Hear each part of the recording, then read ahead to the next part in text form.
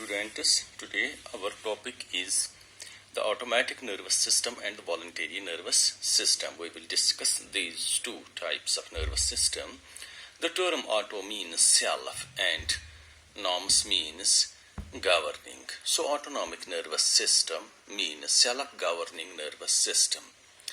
This nervous system is that part of the peripheral nervous system which controls the activities of the organ inside our body automatically, even without our thinking about them. The automatic nervous system is a specific network of nerves in the body which controls the process like breathing, heartbeat, digestion, sweating, etc. that maintains our life and keeps us alive.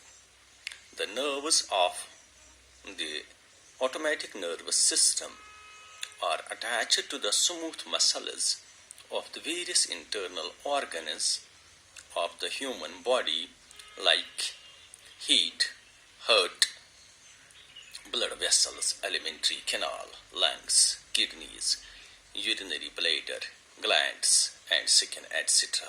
So thus, the automatic nervous system controls and regulates the functions of the internal organs of our body.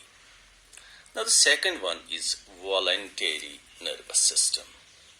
Those actions which need thinking and which are performed by us knowingly are called voluntary actions. For example, speaking to a friend, writing a letter, standing in a room, or sitting on a chair are all voluntary actions.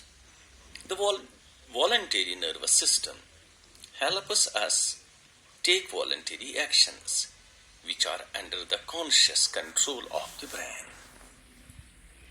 For example, suppose we are walking down to a school at a slow pace. After covering some distance, we look at our watch and find that we are getting late. So we start walking very fast. We can do this because of our voluntary nervous system. When our eyes see time on the watch, they send this information to the brain through the sensory nerves. Then the brain analyzes this information and decides that since there is a risk of being late to school, so we should walk faster. Then the brain sends the instructions to walk faster to the muscles of our legs through the motor nerves. Then the muscles of the legs act accordingly and make us walk faster. This is the example which I told you of voluntary action.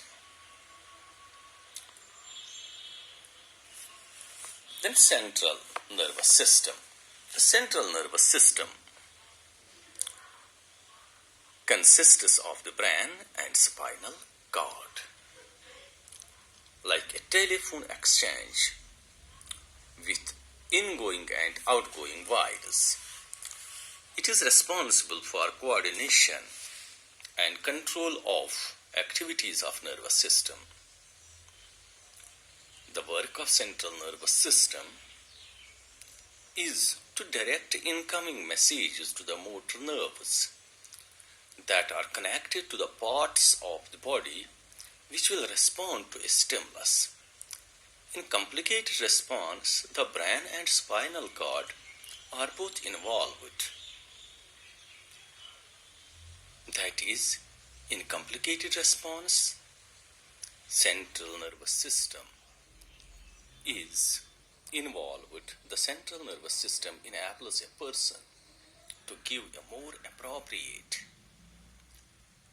and more intelligent response to various situations. Thank you. See you in next class. Take care.